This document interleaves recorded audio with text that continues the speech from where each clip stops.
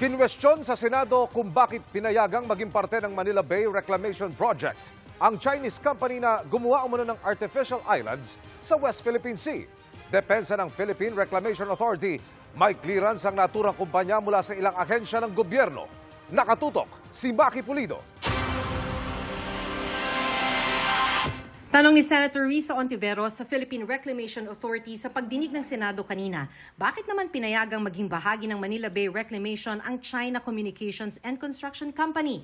Ito pa naman daw ang gumawa ng mga artificial islands sa West Philippine Sea na ngayon base militar na ng China.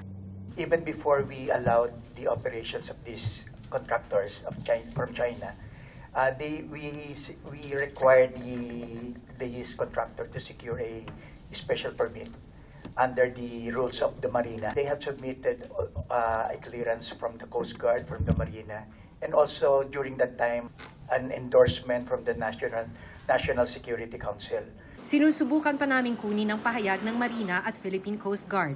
Sabi naman ni Undersecretary Jonathan Malaya, ang nakaraang pamunuan ng National Security Council ang nagbigay umano ng special permit, kaya hindi raw sila makakasagot ukol dito. Sabi ng PRA, nagka-issue lang sa Chinese Construction Company nang aprobado na ang proyekto. During that time, actually ma'am, hindi naging issue unlike nitong when they were already undertaking na nagkaroon ng issue na po na-raise na po ito ng US Embassy and sa World Bank. Hindi pa masabi ng DENR kanina kung irerekomenda ba nilang tuluyang ipatigil ang Manila Bay Reclamation Projects na suspindido ngayon. Aabot kasi ng 1 taon bago matapos ang isinasagawa nilang Environmental Impact Study.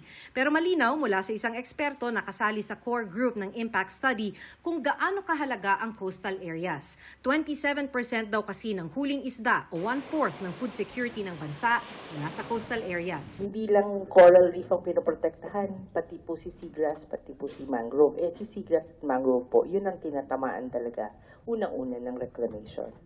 Sabi naman ng grupong agham sa mga senador, mahina ang pundasyon ng mga gusali sa mga reclaimed areas dahil sa liquefaction o paglambot ng lupa, kaya delikado raw kung may earthquake. Posible rin ang pagbaha dahil babarahan nito ang natural na labasan ng mga ilog at hindi ligtas sa mga storm surge. In every disaster movie, there's always scientists at the beginning warning the people and the government of the effects. So hopefully this is not a disaster movie that we're watching right now.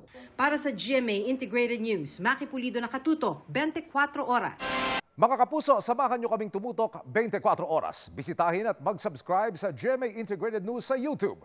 Sa mga kapuso abroad, bisitahin ang GMA Pinoy TV at www.gmanews.tv.